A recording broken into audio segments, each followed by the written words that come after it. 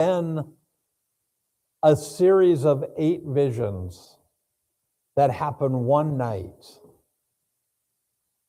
One night in the month of Shabbat, which is about this time of the year. So it fits well that we would be going through this and looking at these visions that he is having on that night. Also, a couple weeks ago, I told you Shabbat is one of the Jewish New Years. So it fits even better because Shabbat is the month that is the new year for trees. I mean, it seems kind of weird that they would have a new year for trees, but it's when the trees are beginning to bloom. That's why it's the new year for trees. And we looked at Zechariah's first vision a couple weeks ago. Today we're going to look at the second one. And this one is a very short vision, but it's very impactful. And it's very timely, I think, that God is saying something. Leanne and I generally don't talk about what is going to happen when she's leading songs. Every once in a while, I might go to her and I'll say, I would really like it if you would lead this song because it goes with my message, but not very often. I think that she snuck into my computer and she read my notes. That's kind of what I'm thinking, because the songs went really well with what I think God is saying. And in fact, so well that God had me change the ending of what I was going to say this morning. Alyssa had everything loaded in the computer yesterday, because I had it all done. And then today I said, well, I changed it a little bit, so we have to put new stuff in. But when we see this particular vision in the context of which it was received, I think that what we're going to see is just how amazing God is. So I want to put it in context. Zechariah is prophesying in Shabbat. Shabbat is the 11th month. His contemporary, a man named Haggai, had prophesied 5 months earlier. And in Haggai 1, verses 2 through 11, he said this: "Thus says the Lord of hosts, these people say the time has not yet come to rebuild the house of the Lord. Then the word of the Lord came by the hand of Haggai the prophet. Is it a time for you yourselves to dwell in your paneled houses while this house lies in ruins? Now, therefore, thus says the Lord of hosts." When God says this to you, I think you should listen. When he says, "Thus says the Lord of hosts," consider your ways. You have sown much and you have harvested little. You eat, but you never have enough. You drink, but you never have your fill. You clothe yourselves, but no one is warm. It must be Minnesota. And he who earns wages does so to put them into a bag with holes. Thus says the Lord, and he says it a second time, consider your ways. Go up to the hills and bring wood and build the house, that I may take pleasure in it, and that I may be glorified, says the Lord. You looked for much, and behold, it came to little. And when you brought it home, it blew away. Why? Declares the Lord of hosts. Because of my house that lies in ruins, while each of you busies himself with his own house. Therefore, the heavens above you have withheld the dew, and the earth has withheld its produce.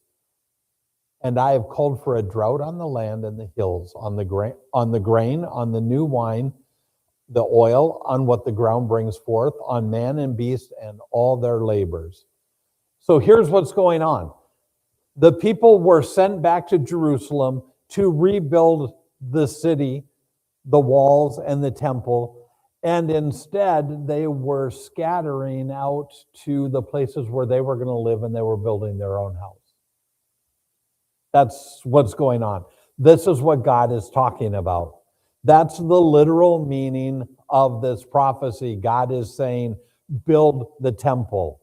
That is the very literal meaning of what those people heard. When Haggai talked, they would have heard it as a slap in the face saying, get up and get going. Get ready. Do what you're supposed to be doing. That's literal and it's physical. But there's a spiritual understanding here as well. The people were trying to do it on their own.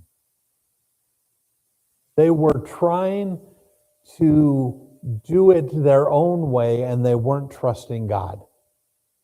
And that is what God is actually upset about here. It's not that they weren't building the temple and making a nice building for him, because remember way back when David said he was going to build a temple, God said, I don't need one of those. I don't need that. That's not what he was upset about. He was upset that they were not trusting him. They were going and taking care of their own needs. That's the problem. But that's not the entire context of what's happening. The enemies of God's plan were working hard to thwart his plan. And they used two primary tactics. They used two different things. They said, let us work with you. And then they said, let us intimidate you. They started with, let us work with you. In Ezra 4, verses 1 and 2. Now when the adversaries of Judah and Benjamin heard that the returned exiles were building a temple to the Lord, the God of Israel, they approached that guy, Zerubbabel, and the heads of fathers' houses, and said to them, let us build with you, for we worship your God as you do. And we have been sacrificing to him ever since the days of that other guy, Esarhaddon, the king of Assyria, who brought us here. So these people were trying to join in with what the people of God were doing, but not so they could really help. They were trying to join in and derail the plan. They were trying to be a distraction. They were trying to break it down and make it so that the temple wouldn't be rebuilt. But Zerubbabel saw through that. He had some discernment from the Lord, and he saw through that. But Zerubbabel, Yeshua, and the rest of the heads of the fathers' houses in Israel said to them, you have nothing to do with us in building a house to our God. But we alone will build to the Lord, the God of Israel, as King Cyrus, the king of Persia, has commanded us. Now, I want to be very careful here that we understand what is actually happening and we don't twist it into something that is not really happening. Because there are people that take this passage and they say that we should not work with people who don't believe the same way as we do to meet the needs of our community. I'm just going to say it flat out. There were gay people here yesterday. There were atheists that were here yesterday. There were people that were not Assemblies of God, but went to different churches that were here yesterday. And we were all working to meet the needs of the people. And that is absolutely fine. That is not what is in question here.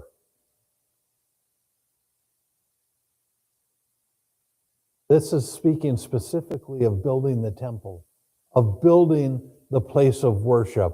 And is talking about mixing other things in, like Oriental mysticism or New Age movement or, Baptist. Thank you. At least one person laughed. Thank you.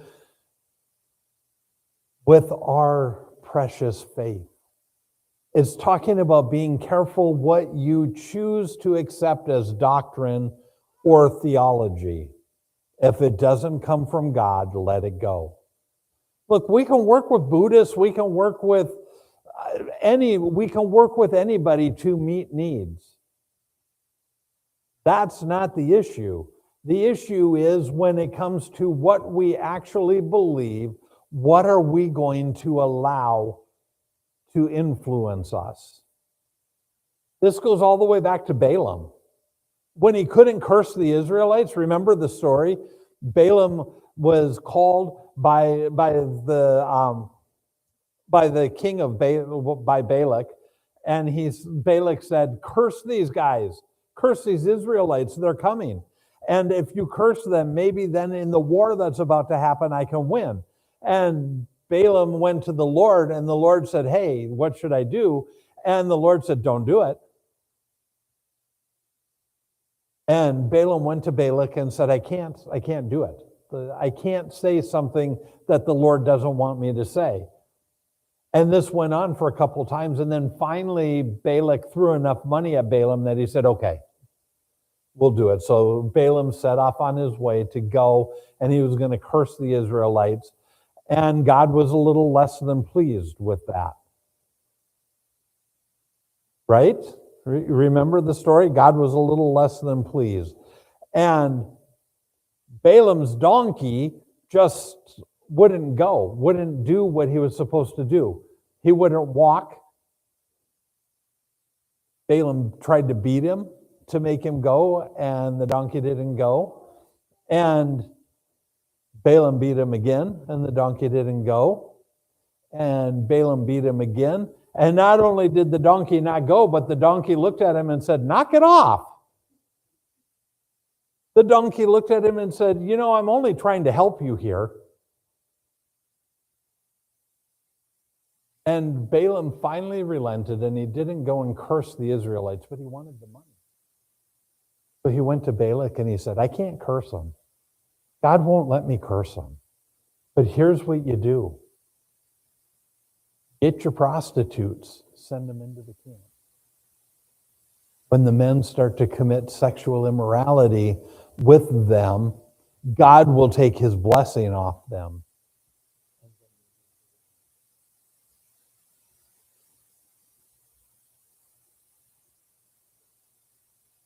And it wasn't just that they were sleeping with non-Israelite women. It was that those women were bringing their false gods into the Israelite camp. And the Israelites were following them. And that's what the adversaries of Judah and Benjamin were trying to do.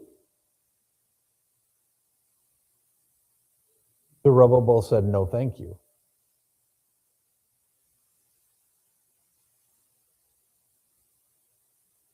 We're not going to have any of that.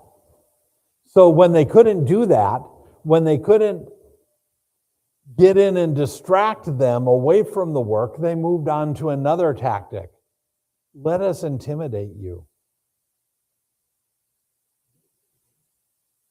In Ezra 4, verses 4 through 5, then the people of the land discouraged the people of Judah and made them afraid to build and bribed counselors against them to frustrate their purpose. All the days of Cyrus, king of Persia, even until the reign of Darius, king of Persia. The enemies of God's plan will stop at nothing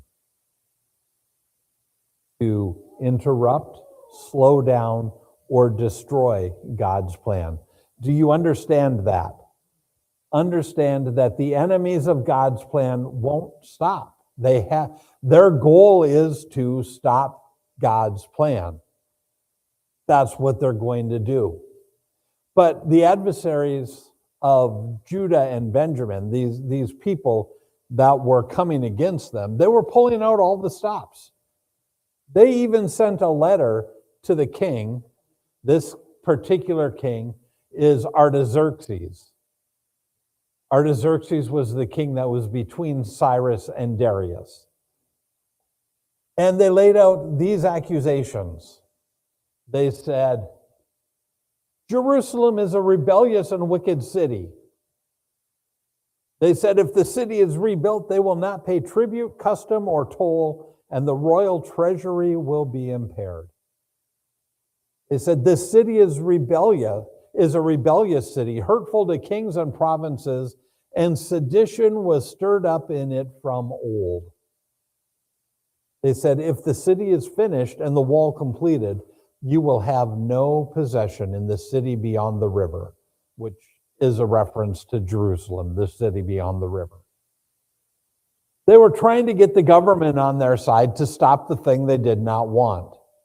They didn't want Jerusalem to become a real place again. They were fine with Jerusalem laying out there as a wasteland. But if Jerusalem began to rise again, they did not want that to happen. And that's the context that Zechariah was prophesying into. And in case you doubt me on this, watch this. In Ezra 5, verses 1 and 2, now the prophets Haggai and Zechariah, the son of Iddo, prophesied to the Jews who were in Judah and Jerusalem in the name of the God of Israel who was over them. Then Zerubbabel, the son of Shealtiel, and Yeshua, the son of Zozadak, arose and began to rebuild the house of God that is in Jerusalem.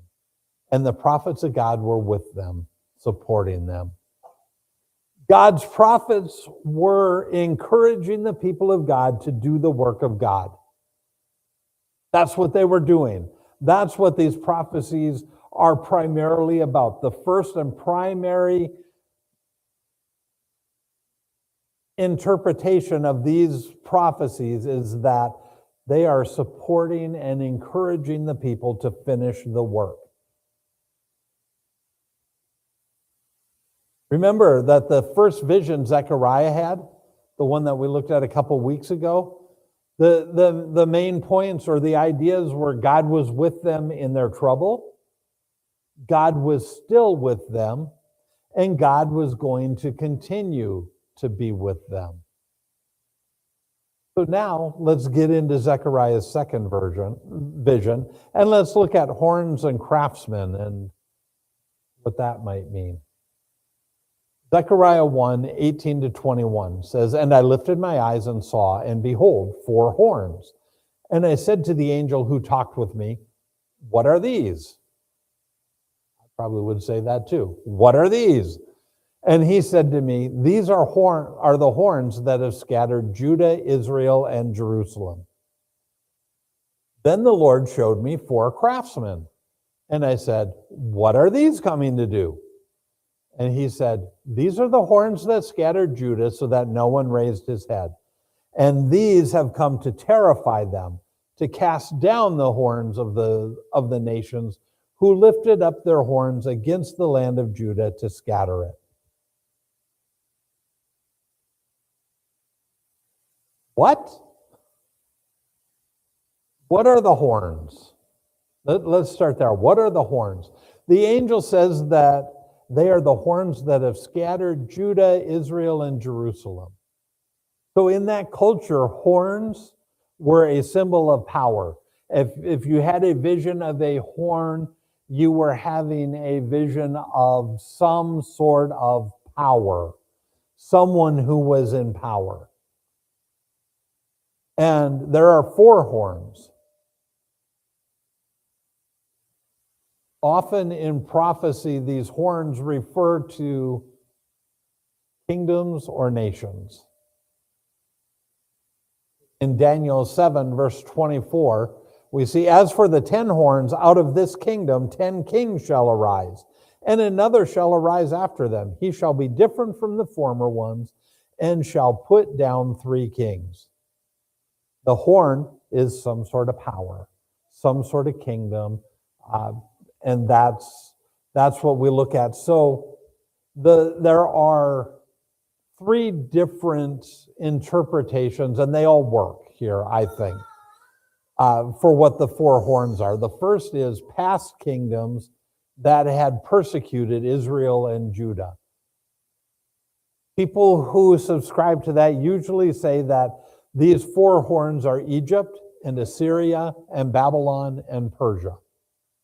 That they say those are the four horns. The second idea is that they're the four kingdoms that are prophesied by Daniel. That would be Babylon, Persia, Greece, and Rome.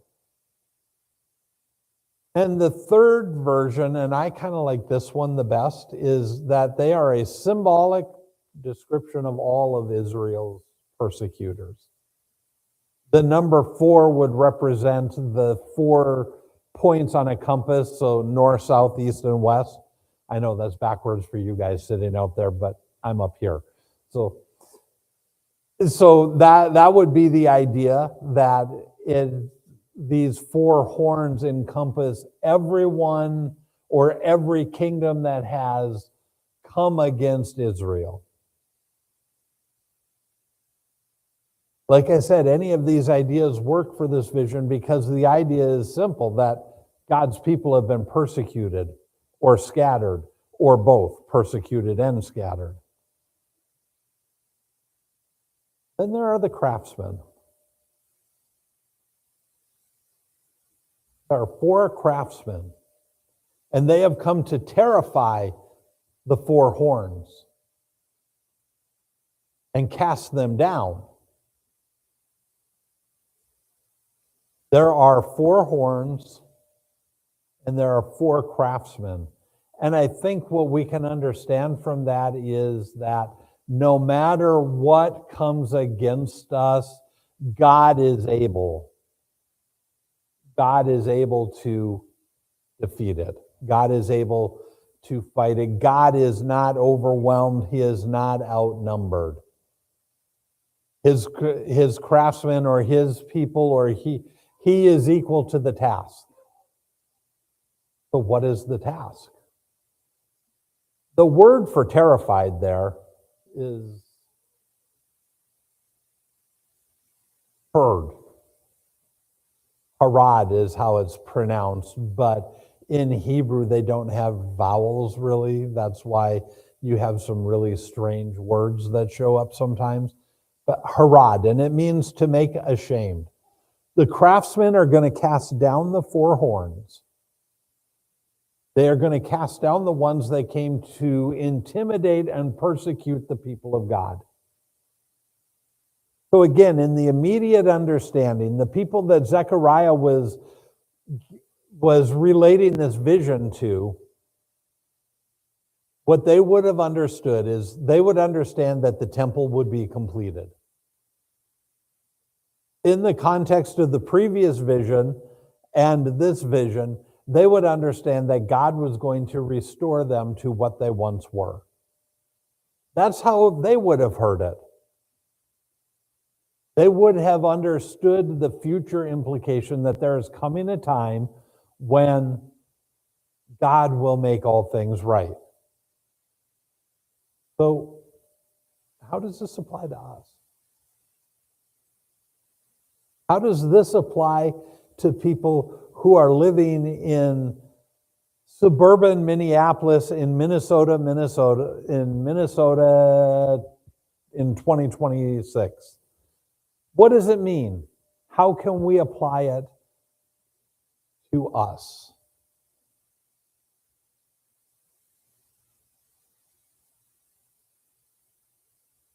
Once we understand what this vision said to those who originally heard it, then we can apply it to us. So once we can understand that Zechariah is encouraging the people and saying, don't feel like God has abandoned you. Don't feel like he has left you.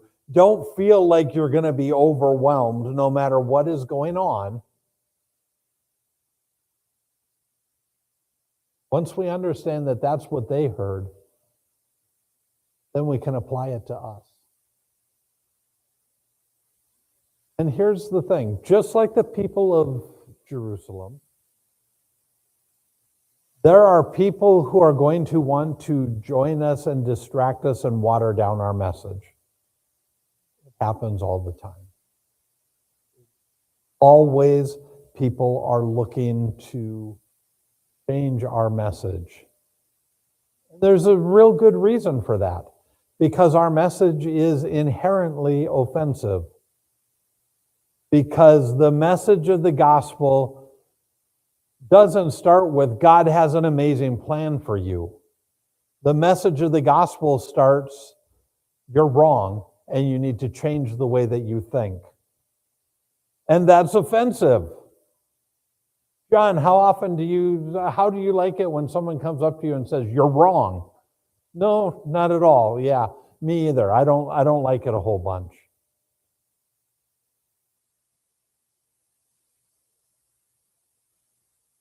But in his second epistle, John wrote this. He said, for many deceivers have gone out into the world, those who do not confess the coming of Jesus Christ in the flesh. Such a one is the deceiver and the Antichrist. Trying to water down our message. Our message is Jesus. And they water it down in a lot of different ways. They really do. And I'm not going to get into all of that, but I am going to say this. It's really easy to get caught up in all of the stuff that's out there. I told people on Wednesday night, I actually had to leave Facebook. I just can't be there anymore. It's how do the young people? I just can't with all of that. I just can't, because there is so much, and it doesn't matter if you're conservative or you're liberal, you're all guilty. There's stuff that the liberals are saying to the conservatives, and there's stuff that the conservatives are saying to the liberals, and it's just mean. It's just downright mean. But both sides want to take our message. Both sides want to claim that they have God on their side. There are people who want to co-opt the church and the message of the gospel for their own ends. That's what they want to do. And I would say that God's message to us today is don't let them. And I'm not saying get nasty. I'm just saying make sure that you know who you are and what you believe. And don't let people twist it. Not only that, there are also those who will want to intimidate the church and those of us that are in it. In Matthew 10, I love this passage. We should preach on this passage probably every month because people need to remember. In Matthew 10, verses 16 to 18, it says, behold, I am sending you out as sheep in the midst of wolves. So be as wise as serpents and innocent as doves. Be aware of men, for they will deliver you over to courts and flog you in their synagogues. And you will be dragged before governors and kings for my sake, to bear witness before them and the Gentiles. So we have all lamented about how the world hates the church. And it does. It absolutely does, for the reason that I said just a couple seconds ago, because the message of the cross is offensive. It starts with you're wrong. Nobody likes to be told that they're wrong. So the world hates us. Jesus told us to expect that. He said, do you think that you're better than I am? They hate me. Don't you think they're going to hate you because you follow me?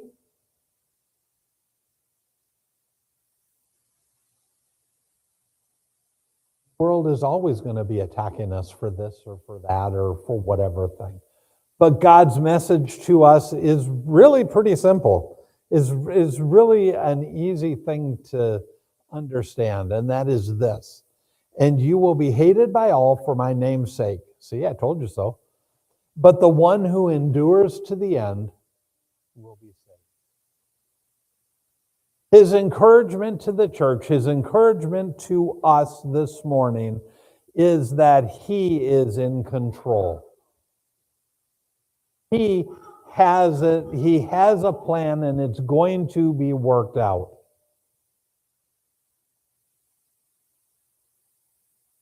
He'll complete his plan. So when you are tempted to get things twisted, when you are tempted to go a different way, remember this: the one who endures to the end.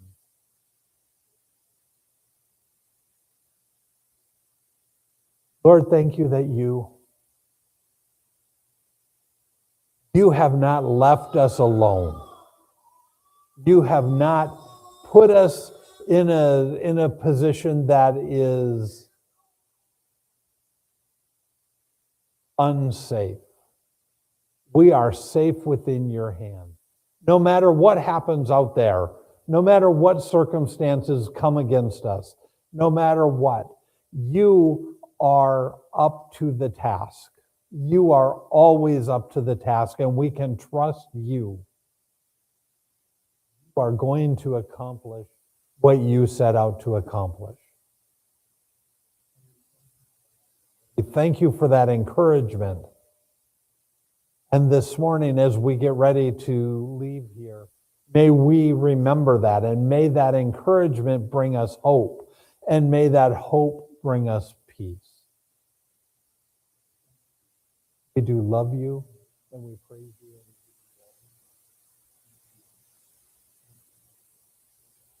And have a